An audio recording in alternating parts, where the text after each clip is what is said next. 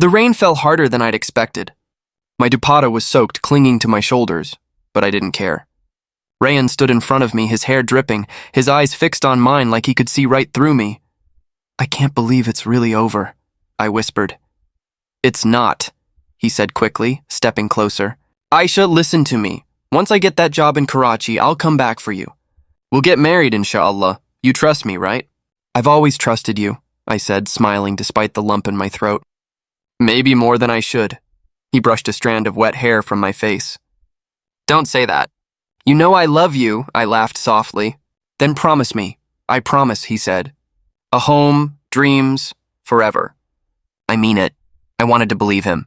I wanted to hold on to that version of us. Two foolish university kids in love, thinking the world would wait. "Rayan," I murmured, "you'll forget me once you're there." "Big city, new people, better girls," he interrupted sharply. "Don't insult me like that." His voice softened again. I'd never look at anyone else. I looked away, feeling foolish for doubting him. "Fine, just don't let distance change you," he grinned. "It won't, you'll see. One day we'll laugh about how dramatic you were." "Dramatic?" I teased. "You call crying in the rain romantic, and now it's dramatic?" He chuckled. "It's both." That was the last time he made me laugh like that. A few months later, his calls became shorter. His messages came late, sometimes not at all. I kept convincing myself he was busy. He was chasing his dreams, and I was supposed to wait. That's what love meant, right? Patience. Then one night his phone buzzed while he was in the washroom. He'd left it on the table. I didn't mean to look, I swear I didn't, but the name flashed again and again, Farah. My heart stuttered. I stared at the messages like they were written in another language. "You looked perfect tonight. Can't wait to see you again. Don't tell her yet." The last one sliced through me. I put the phone down, my hands trembling. When he came out, smiling like nothing was wrong, I asked quietly, "Who's Farah?" He froze, his smile faded. "She's a friend from work." "Friends say don't tell her yet?" I whispered. He looked away, rubbing his neck. "Aisha, it's complicated." "No," I said, standing up. "It's very simple." "You lied." He tried to reach for my hand, but I pulled back. "You don't understand," he said weakly. "Then make me understand," I demanded. "Tell me why she calls you at midnight. Tell me why you never answer when I say I miss you." He stayed silent, the kind of silence that screams louder than words. Tears burned my eyes, but I refused to let them fall. "Say something, Rayan," I begged. "Anything." "I didn't mean for this to happen," he muttered finally. "That's your excuse?" I said bitterly, "You didn't mean to betray me?" He sighed. "Aisha, Farah's family, they're offering me a chance I can't lose. You know how hard I've worked." "So, you're selling love for opportunity?" He didn't answer. He didn't have to. His silence was the answer I feared most. I laughed then, not because it was funny, but because it hurt too much to cry. "Wow, you really did it. You became the man I always said you weren't." He winced. "Don't make this ugly." "It's already ugly," I said coldly. "You made sure of that." He tried to speak again, but I was already grabbing my bag. My fingers were shaking, my chest tight. "Aisha, please," he said, stepping closer. "Let's talk." There's nothing left to talk about. Rain started again outside, heavy and cold. I walked out, my heart pounding so hard I could hear it echo in my ears. He followed me halfway down the street. "Aisha, I'm sorry." I turned, my eyes stinging. "Don't be sorry, Rayan, be honest. You never loved me, you loved the idea of me." He looked desperate, but I kept walking. Each step felt like tearing off a piece of my soul. That night I sat by my window, clutching my old poetry notebook. The rain beat against the glass. Every poem inside was about him, every dream, every promise. I tore one page out and read aloud. "You promised me forever under the rain. You forgot me when the sun came." My voice cracked halfway through. I pressed the torn page to my chest. "You broke me," I whispered. "You really did." The next morning, his messages came. Dozens of them. "Please answer. We need to talk."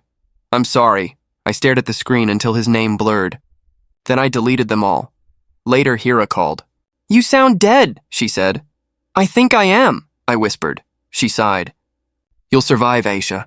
Allah takes away only what you're strong enough to lose." I smiled faintly. "Then I must be very strong." She was quiet for a moment. Do you still love him? I looked out the window again. The rain had stopped. I don't know, I said softly. But I wish I didn't. That was the night I learned something painful and permanent. Love isn't always beautiful. Sometimes it's just rain that never stops, and promises that were never meant to be kept. The days melted into each other. I stopped keeping track of time. Morning, evening, it all felt the same. Kira came over one afternoon and frowned at the mess. Aisha, when was the last time you ate something? I don't remember, I muttered. She picked up the empty teacup from my table. You can't keep living like this. I'm not living, I said quietly. I'm surviving, she sighed. Then at least survive properly. He's not worth starving over. Her words didn't touch me. They sounded like noise in a storm. That night, Rayan showed up. No warning, no message, just his knock, soft but steady. My heart betrayed me first. It still jumped at the sound of him.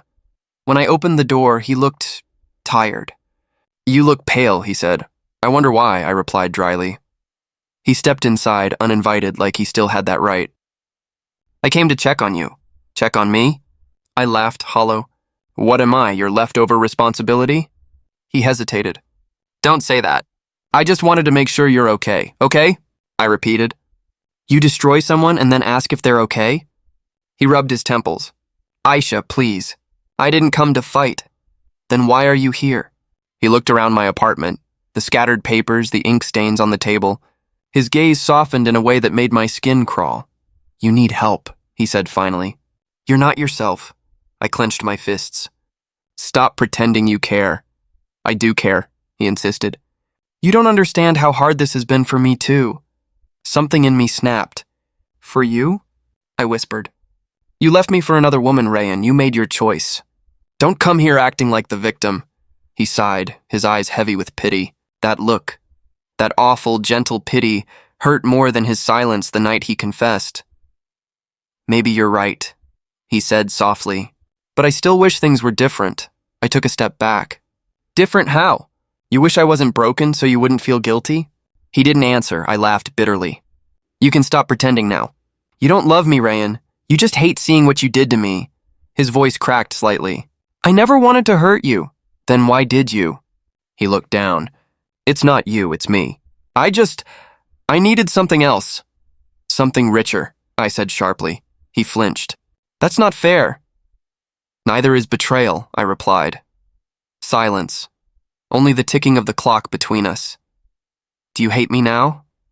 He asked quietly. I took a deep breath. No, I said. Hate requires strength. I don't have any left. He stared at me for a long moment, then whispered, I'll pray for you. Pray for yourself, I said, and opened the door. He hesitated at the threshold. Take care of yourself, Aisha. I will, I lied. Just not for you. When he left, the air felt heavier. I locked the door, slid down to the floor, and let the tears finally come. The next morning, Hira called. He came, didn't he? How did you know? Because you sound like someone who saw a ghost. I gave a weak laugh. He said he pities me now. Her voice hardened. Then let him drown in his pity. You don't need it. I looked at my hands, at the faint black stains that never seemed to leave. I tried throwing away all my poems, I said. Every page. But the ink, it won't wash off. That's not ink, she said softly. That's memory. I don't want memories, I whispered. I want peace. Then stop letting him live in your silence, she replied. You keep feeding the wound. I don't know how to stop. She sighed. You start by forgiving yourself for loving him. I didn't respond. I couldn't. The idea of forgiveness felt like betrayal, of myself, of the girl who believed in him. That evening, I sat at my desk again. The torn pages of my poems filled the trash bin, but I found one last sheet under a book, a half-finished verse I never completed. You said I'd be fine when you're gone. You forgot. You were the part that kept me breathing. I stared at it, then whispered to the empty room. Maybe you were right, Rayan. It really wasn't me. It was you. The words didn't make me feel better. But for the first time, they sounded true. I folded the paper, placed it inside my drawer and turned off the light.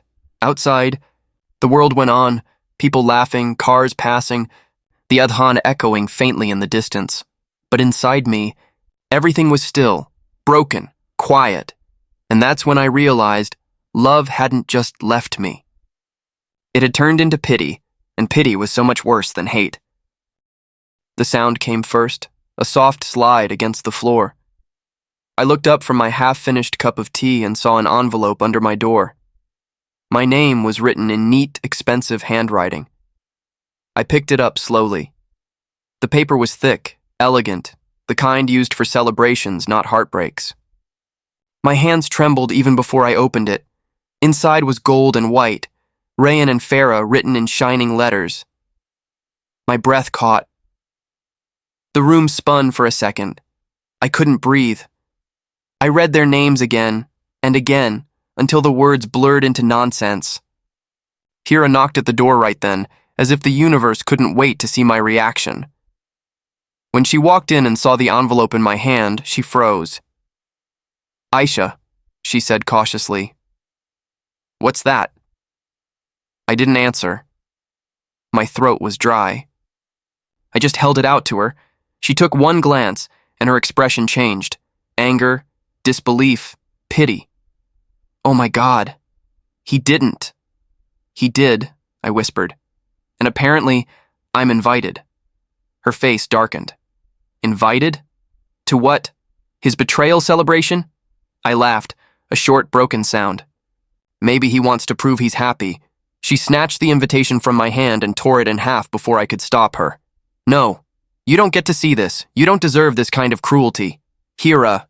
"No," she snapped. "How can he send this to you? Has he lost all shame?" I looked at the torn pieces on the floor. "Maybe he thought I'd already moved on." She shook her head. "He doesn't get to decide when you move on. He doesn't get to play the good guy after what he did." Her anger was sharp, but it didn't cut as deep as the hollow inside me. I sank onto the couch. "You know what's funny?" "What?" "I thought I'd cry," I said, chuckling weakly. "But I can't. I just feel empty." She sat beside me. "Aisha, emptiness is what comes right before healing." "Or right before breaking again," I said quietly. We sat in silence for a while. The sound of the fan filled the room, dull and rhythmic. Then I started laughing. Not softly, loudly. The kind that makes your chest ache. Hira stared. "What's so funny?" "I just realized how poetic this is," I said, wiping my eyes. "He once promised to marry me under the rain, and now he's marrying someone else under chandeliers." She frowned. "That's not poetic, that's disgusting." "It's life," I said. "Unfair, dramatic, cruel, and somehow still beautiful." Hira sighed. "You're scaring me. Please don't go to that wedding." "I won't," I said firmly. "But I will write about it." She looked confused. "Write?" "Yes," I said, standing up. "If love made me weak, pain will make me strong. I'm done crying. I'm done being his shadow." Hira's expression softened. "You really mean it?" I nodded. "I do. Maybe that's what Allah wanted all along, for me to stop worshipping someone who was never meant to stay." She smiled faintly. "That's more like you." I went to my desk and pulled out a new notebook. Plain cover, empty pages. The smell of fresh paper filled the air. I picked up my pen and wrote the title in bold letters, "The Girl Who Loved Too Deep." Hira leaned over my shoulder. "That's beautiful." "It's honest," I said. "This time, I'm not writing about dreams. I'm writing about what's real, what hurts." She nodded slowly. "Then write until it stops hurting." I smiled. "Maybe it never will, but at least I'll have something to show for it." Hira picked up her bag. "I'll make chai.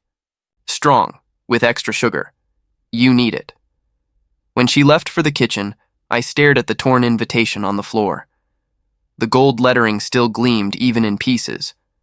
I picked one fragment up and read the date. March 15th. "Perfect," I whispered. "The day I'll finally stop waiting.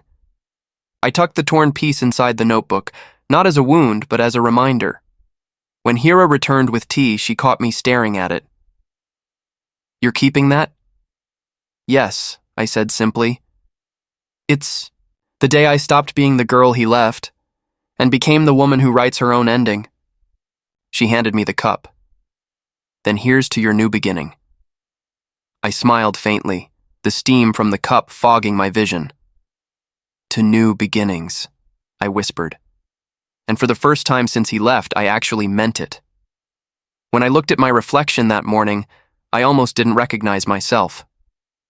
The girl staring back had hollow eyes, lips too pale, and shoulders that seemed to carry centuries.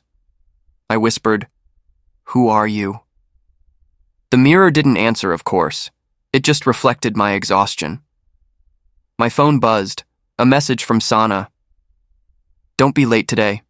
"Big meeting," I sighed, pulled my hair into a loose bun, and forced on my office smile, the one that hid everything.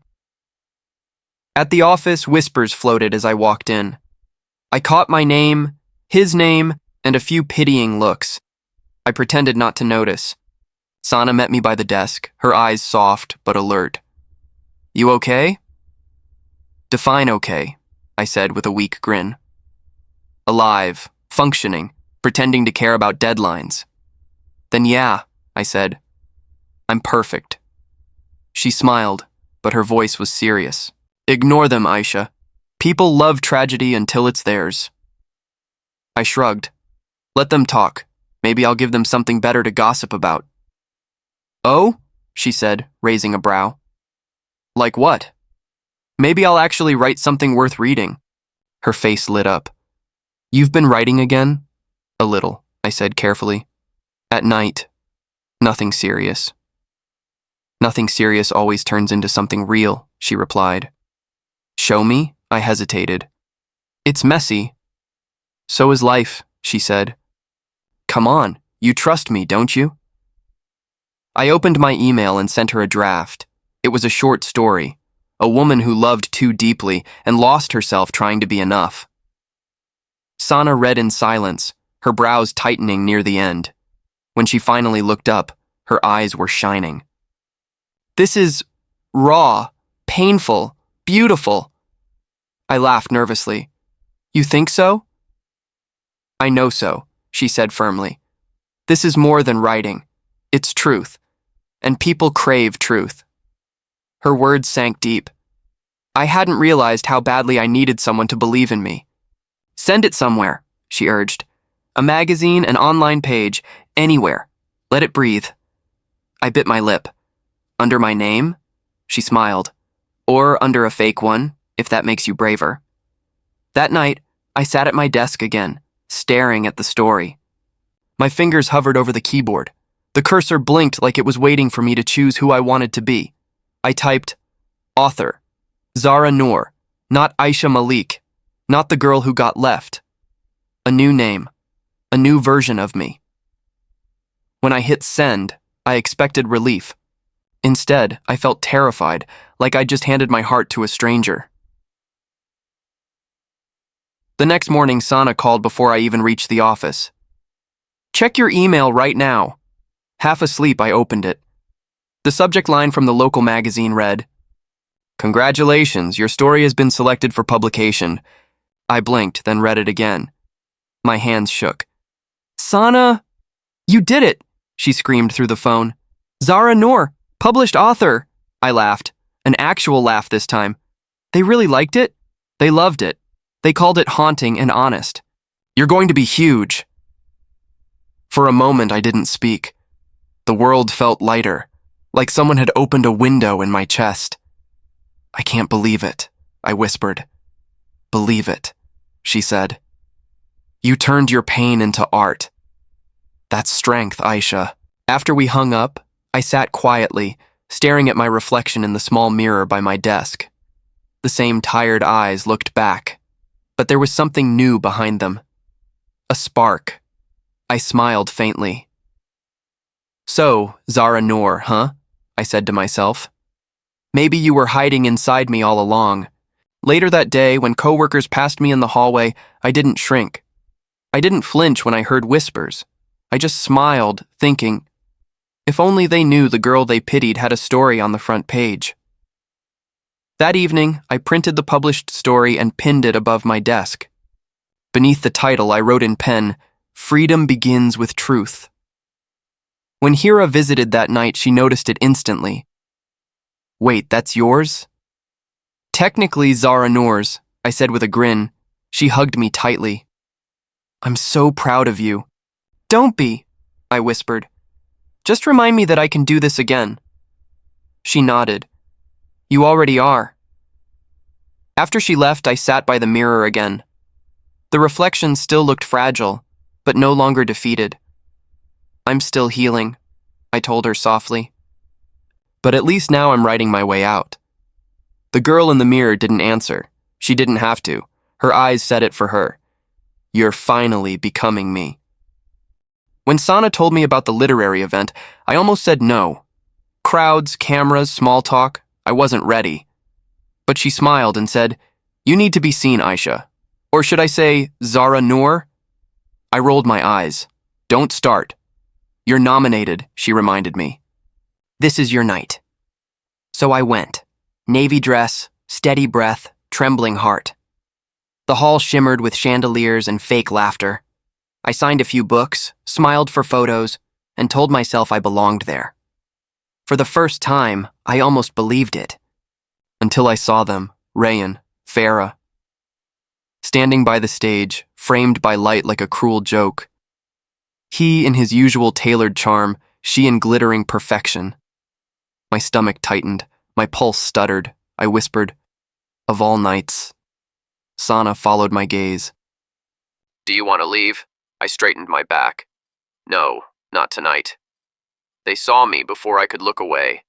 Farah's smirk was polished, rehearsed. Rayan's eyes, unsure. He came closer, one cautious step after another. The crowd faded. All I heard was the slow echo of my heartbeat. "Aisha?" he said softly, as if testing the sound of my name. I looked at him. "Rayan, you look different." "So do you," I said. "You look smaller." He blinked, thrown off. "Smaller?" "Maybe it's the lighting," I said. "Or maybe I finally stopped seeing you through the eyes of love." Farah's eyes narrowed. "Still dramatic, I see." I smiled faintly. "Still insecure, I see." Her jaw tightened. "Careful, Aisha." "Of what?" I asked calmly. "Losing something I already lost?" Rayan tried to intervene. "Farah," she cut him off. "Let's go." But he stayed. His voice dropped low. "You really wrote all that about us?" I tilted my head. "You think the world revolves around your betrayal?" His face flickered. Guilt, maybe regret. "I didn't mean to hurt you." I laughed softly. "That's what people say when they meant every word but hate the consequence." He flinched. "You've changed." "Pain tends to do that," I replied. Sana appeared, ever the savior. "Aisha, they're calling you on stage." I turned to her. "Thank you." Then to him, "Excuse me, I have an award to accept." Farah scoffed. "For Heartbreak?" "No," I said.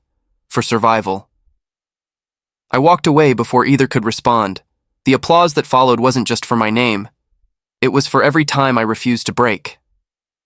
When the event ended, I stepped outside for air. The city lights shimmered against the wet pavement like they too were trying to heal. Sana joined me with 2 cups of tea. "You handled that like royalty." "I almost didn't," I admitted. "But I think my silence said more than my tears ever did." She smiled. "You should write that line down." "I already did," I said. My phone buzzed. Unknown number. My heart knew before my eyes confirmed it. "Rayan, do you ever miss me?" I stared at the message, feeling neither anger nor longing, just an odd, quiet calm. Sana noticed. "Him?" I nodded. "The ghost of a mistake." "What will you say?" "Nothing." She grinned. "That's the loudest answer." I deleted the message. No hesitation, no regret, just clarity. As we walked toward the parking, Lot? Sana asked softly. Do you still love him? I thought about it. The rain, the promises, the pain. Then I said, I don't know if I loved him or loved who I thought he was, but either way, that girl's gone. You're something else now, she said. Maybe, I replied. Maybe I'm finally something I can live with.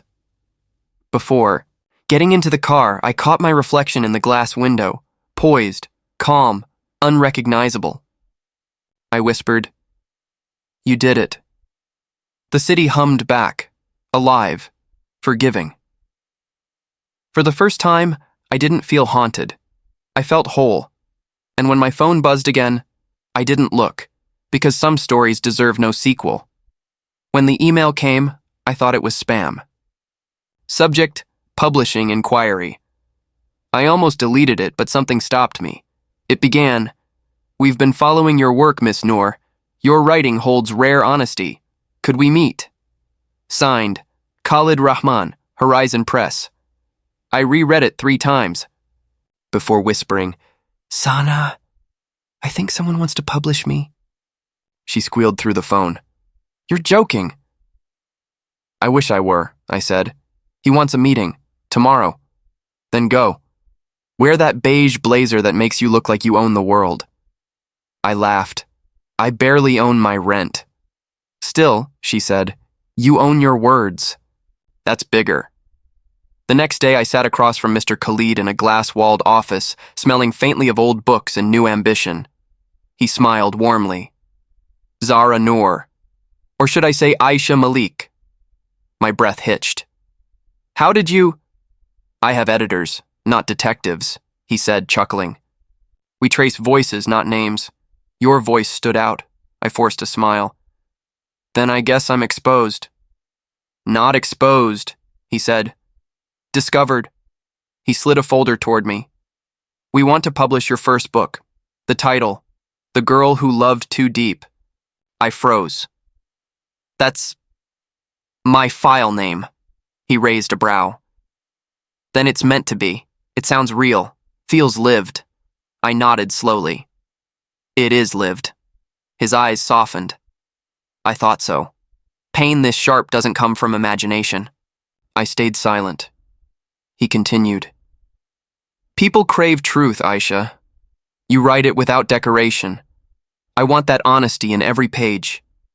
I met his gaze. And what if truth hurts? He smiled faintly. Then it heals someone else. We talked. Contracts, deadlines, and royalties, words that felt both foreign and fragile. When I left, the city looked different.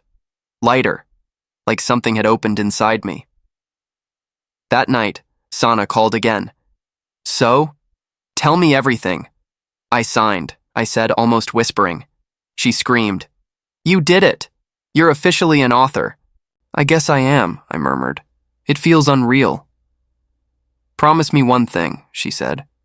Don't lose yourself in success. I already lost myself in love, I said softly. This time, I'll lose myself in purpose. She went quiet for a moment. That line belongs in your book, I smiled. It already is. A week later, Mr. Khalid arranged an interview for publicity. Just be yourself, he said. Readers connect with vulnerability. When I arrived at the studio, a man stood by the window, calm, composed, holding a notebook. He looked up.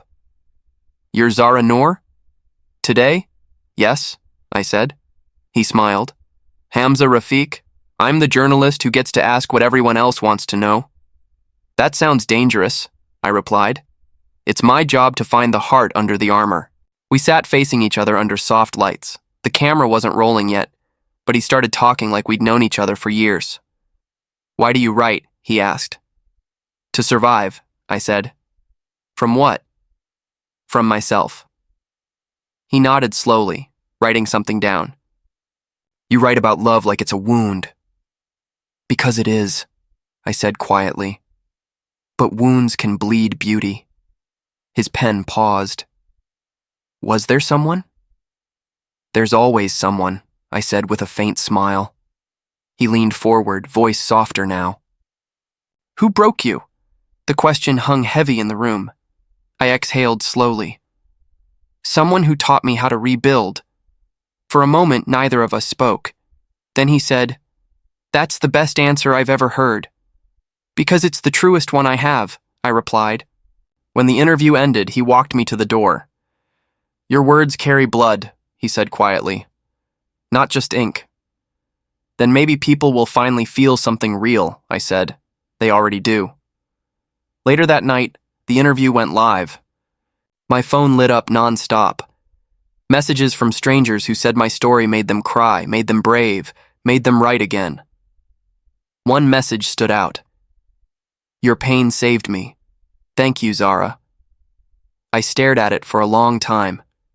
Then I whispered, "Maybe that's why it happened." Sana called again. "You're trending!" "Am I?" I said. "Yes. People are quoting you everywhere." I laughed softly. "Strange, isn't it? I had to bleed in public to finally feel alive." "Don't ever stop," she said. "You were meant for this." When we hung up, I sat by my window watching the night breathe. My reflection merged with the city lights. Two broken things learning how to glow again. For once, I didn't feel haunted by my past. I felt grateful for it. Because every scar had inked itself into something beautiful, something that finally belonged to me. The news broke on a Wednesday morning. Headlines, whispers, pitying messages. Rayan Saeed's company faces major financial losses. By noon, social media had already turned it into entertainment. Sana forwarded a link with a single text. "Karma's having coffee today." I stared at the screen. "I don't care," I said aloud, and almost believed it. By evening, the news grew louder. Rumors said Farah's father pulled out his investments. Some said she'd moved back home. Others said they were pretending everything was fine. Sana called again. "You heard?" "I'm trying not to," I said. She sighed. "Don't act like you're not curious." "I'm not," I replied. "I'm reflective." Reflective sounds suspiciously like satisfied. I smiled faintly. "Maybe, but I won't celebrate someone else's fall." "Even if they built it on your bones?" I went quiet, then said softly, "Even then." 2 days later, I went to my usual cafe, the quiet one tucked behind the old mosque, where no one recognized me as Zara Noor. I ordered black coffee, opened my notebook, and tried to write. That's when I heard it. My name. The real one. "Aisha?" I froze. That voice, rougher, slower, but still his. I looked up. Rayan stood there, unshaven, dark circles framing tired eyes. His suit looked expensive but crumpled, like it had stopped mattering. I forced a calm smile. "Rayan," he exhaled. "Can I sit?" "It's a free country," I said. He sat across from me, staring into his untouched cup. Silence stretched between us, awkward, heavy, unfinished. Finally he said, "You look different." I tilted my head. "We've done this before." He smiled weakly. "Right. You look stronger then." "I am." He nodded, eyes down. "I read your book." I raised an eyebrow. "That must have been uncomfortable." "It was," he admitted, "but honest. Too honest." "Truth tends to sting liars," I said evenly. He winced. "You really think I'm the villain?" "I don't think about you enough to assign titles." He looked away. "Farah hated it. She said you made us look like monsters." "Did I?" He didn't answer. His silence said enough. After a pause, he said, "You turned our pain into profit." I leaned back, studying him. "You turned my love into lessons." He blinked. "That's not fair." Neither was betrayal. He sighed, rubbing his temples. "I didn't mean for it to end like that." "No one ever does," I said. "But endings don't need permission." He looked at me then. Really looked, like he was searching for the girl he left behind. "You've changed." "I grew," I corrected. "You just stayed the same." "That's harsh." "It's honest." He laughed quietly, bitterly. You were always better with words, and you were always better at excuses. The silence that followed wasn't awkward anymore. It was final. He finally said, I lost everything. Maybe that's what it takes to understand what you had, I said. He hesitated. Do you ever miss what we were? I smiled softly. I miss who I thought we were. He swallowed. You sound like you rehearsed that. I didn't have to. He leaned forward slightly. Do you hate me, Aisha?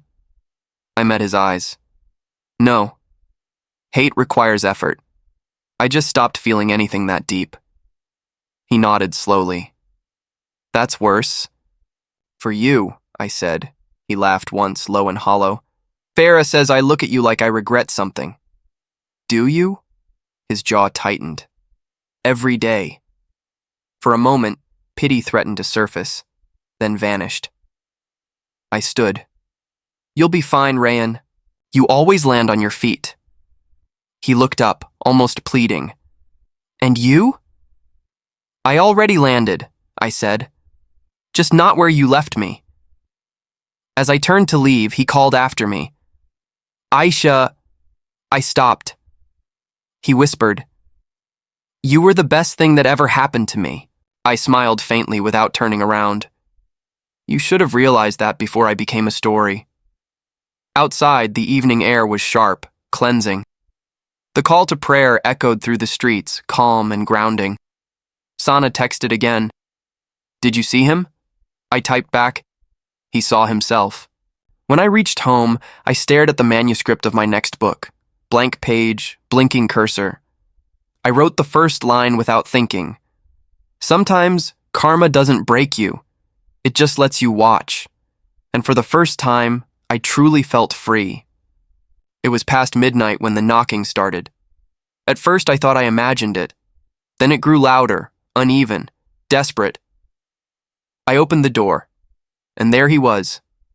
Rayan, eyes red, shirt half untucked, the smell of alcohol strong enough to sting. Aisha, he breathed, voice breaking. Please don't shut the door. I gripped the handle.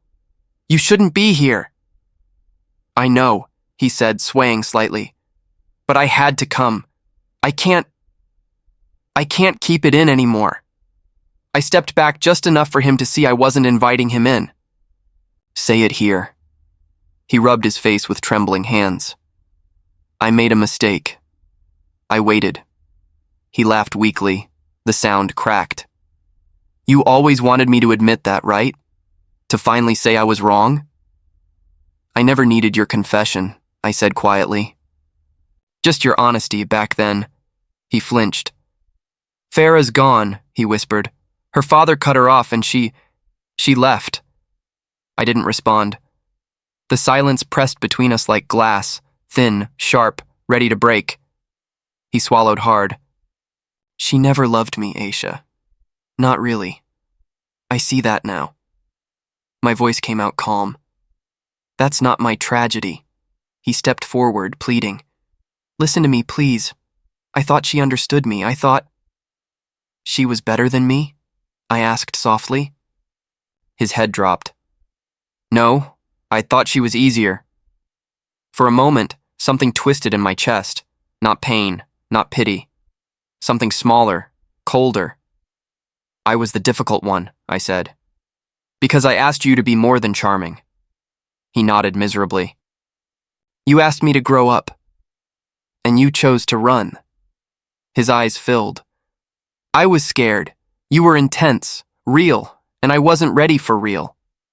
I leaned against the doorframe. You were ready for admiration, not love. He gave a sad smile. You always see straight through me. That's what happens when someone's already looked too deep. He reached out, almost touching my arm, but I stepped back.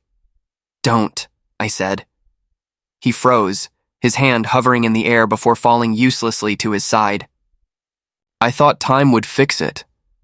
It didn't, I said. It just revealed what was broken. He let out a shaky laugh. You sound like your book again. Maybe because pain turns into poetry when you survive it. He looked up at me, tears glinting. I read every line. Every word was us. It was me, I corrected. You were just the wound. He choked out a sound, half sob, half laugh. You really hate me, don't you? I shook my head. If I did, I'd still care. He blinked, lost. Then why do you look like you're about to cry? I smiled faintly. Because I finally stopped. He stared, confused. Stopped what? Waiting for you to be someone worth crying for. The wind blew between us, cool and silent. The night smelled of rain, or maybe endings. He whispered, I loved you, Aisha. No, I said gently. You loved being loved. He broke then. Really broke. His shoulders trembled as he covered his face. I ruined everything. You did, I said, not unkindly. But that's your lesson, not my burden. He looked up, desperate. Can't we start over? I shook my head. We already ended too late. He reached for the doorframe. Please, just talk to me. 1 minute. You've had years, I said. He opened his mouth again, but the words tangled into sobs. I whispered, Go home, Rayon. He wiped his face with the back of his hand. I don't have one. That's not something I can fix anymore. He looked at me then, really looked, and I saw it. Regret, exhaustion, the weight of choices too late to undo. I'm sorry, he said, for everything. I know, I replied. That's what makes it easier to close this door. And I did. Slowly. Quietly. The latch clicked, soft but final. Through the wood, I heard him whisper, I never stopped loving you. I didn't answer. I just leaned against the door, breathing hard, eyes burning. When the sound of his footsteps faded, the tears came. Not violent, soft, steady, real. They weren't for him. They were for the girl who once begged for his attention, mistook crumbs for affection, and thought heartbreak was proof of love. I walked to the mirror. My reflection looked steady, tired, yes, but strong. Goodbye, I whispered. For once the word didn't hurt. It healed. Congratulations, Aisha, Hamza said, sliding the newspaper across the cafe table. Front page, national bestseller. How does it feel? I traced my name printed in bold letters. Strange, I murmured, like it belongs to someone else. He smiled softly. It belongs to the woman who earned it, I laughed. Or the girl who cried enough to fill every chapter. Same person, he said. Different strength. I looked up at him. Calm, steady, unreadable as always. You really think so? I don't think, he said. I see it. For a moment, the noise of the cafe faded, the clinking cups, the low hum of voices, all blurred into background. You know, I said, people keep asking if it's all true. And what do you tell them? That truth isn't always literal, I said. Sometimes it's emotional. Sometimes pain just borrows a name. He nodded slowly. Smart answer. It's a shield, I admitted. Easier than saying yes. Hamza leaned back. Maybe you should. People connect because it's real. They already connected, I said. That's enough. He studied me quietly. You still hide behind strength, don't you? Maybe, I said. But this time it's not fear. It's peace. He tilted his head. Peace looks good on you, I smiled. Better than heartbreak ever did. He chuckled. That's not a high bar. True, I said, laughing lightly. Heartbreak made me dramatic. Peace makes me boring. He shook his head. You're not boring, Aisha. You're becoming real. Something about the way he said it, gentle but certain, made warmth bloom in my chest. I took a sip of my coffee. You always say things like that. Do you rehearse them? No, he said, grinning. I just listen. That's rare, I said quietly. Most people wait to speak. He shrugged. I prefer to understand. You sound like my editor. He laughed. Except your editor probably doesn't look this good doing it. I raised a brow. Wow, modesty too? Selective, he said with mock pride. We both laughed. Really laughed. The kind that doesn't hurt anymore. Then he asked, softer, do you miss him? The question didn't sting. No, I said. I missed the version of me who believed love was supposed to hurt. He nodded. And now? Now I believe peace is love. He leaned forward.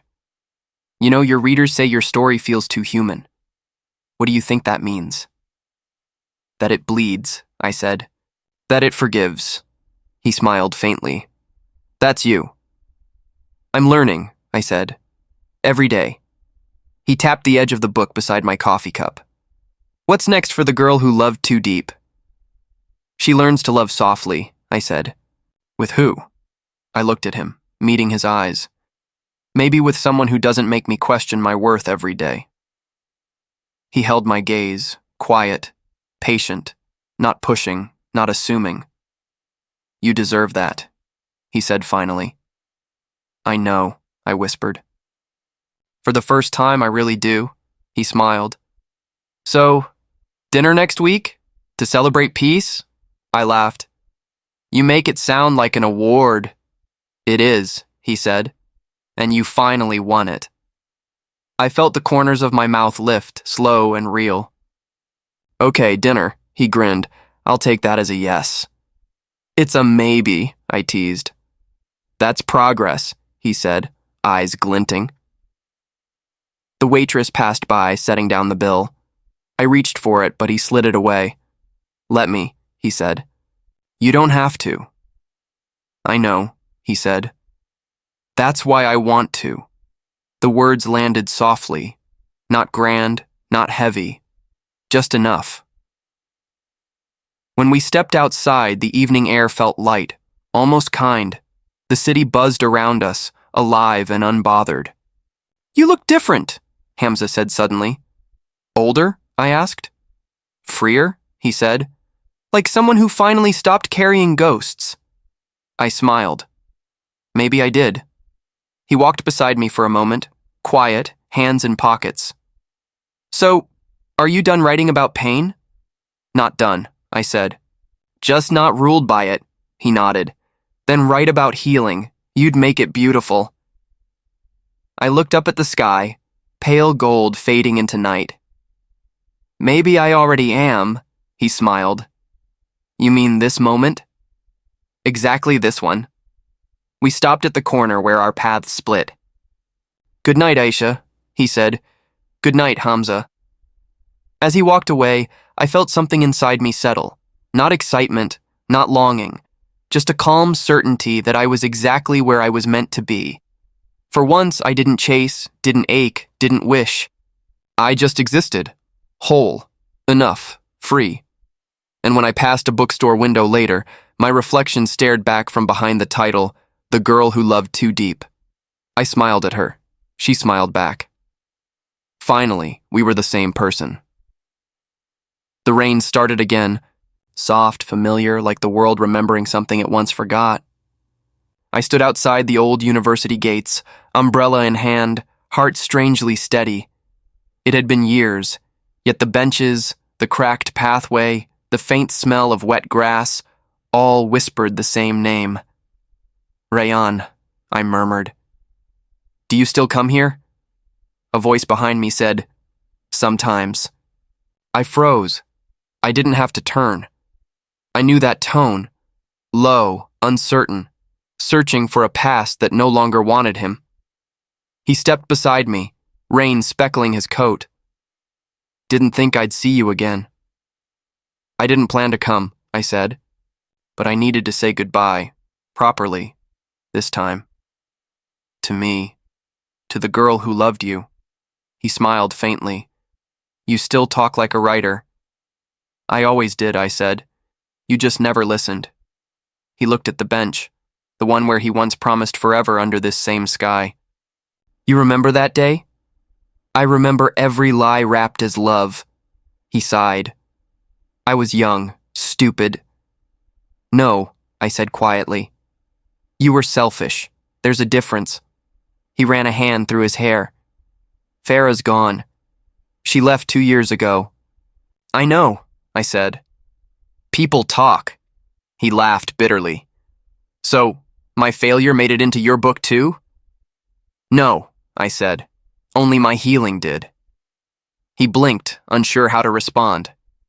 You sound peaceful. I am, I said. It took me losing everything to find that. The rain thickened, drumming softly around us. For once, I didn't shiver. He looked down. I read your book. I know. You wrote about me. I wrote about love, I corrected. You just happened to be its ghost. He winced. You always did have a way with words. And you always had a way with silence, I said. He exhaled, shoulders slumping. I never wanted to hurt you. But you did, I said. And maybe you had to. Because without the break, I'd still be that girl waiting under this rain, believing promises that weren't real. He was quiet for a long time. Do you hate me? I looked at him, older, tired, hollowed out by regret. No, I said finally. Hating you means carrying you. I'm done carrying ghosts. He smiled sadly. You've changed. No, I said. I've become who I was supposed to be. He looked toward the bench again. So why come here? To end it, I said. Every circle deserves to close. He nodded slowly. And after this? I'll keep walking, I said, without looking back. The rain softened, almost listening. Do you ever miss what we had? He asked quietly. I shook my head. I miss who I thought I was when you loved me. But she's gone too. He swallowed. And what do you feel now? Gratitude, I said simply. He stared at me. For me? For the lesson, I said. You taught me that love without respect is just a wound wearing perfume. He looked away. I guess I deserved that. I smiled faintly. No, Rayan. You deserved your own truth. And I deserved mine. He took a step closer. If I asked for forgiveness, you already have it, I said. But not for you. For me. He nodded slowly, eyes glistening. You're really free, aren't you? I looked up at the rain, letting a drop fall on my cheek. Finally, silence stretched. Soft, final, kind. I walked to the bench, set a single white flower down, and whispered, Thank you for breaking me. He frowned. You're thanking me? Yes, I said, because pain taught me what peace couldn't. He exhaled shakily. Goodbye, Aisha. Goodbye, Rayan. I turned before he could see the tears. They weren't from sadness. They were a release, a baptism of sorts. As I walked away, his voice called out faintly, Do you still write? I didn't stop walking. Always, I said, but not about you. The sound of rain followed me down the path, steady and rhythmic, like applause from the sky. At the gate, I looked back one last time. He was still there, staring at the flower on the bench. I smiled softly. Once, I lost everything, I whispered. Now I have myself. And for the first time, that was enough.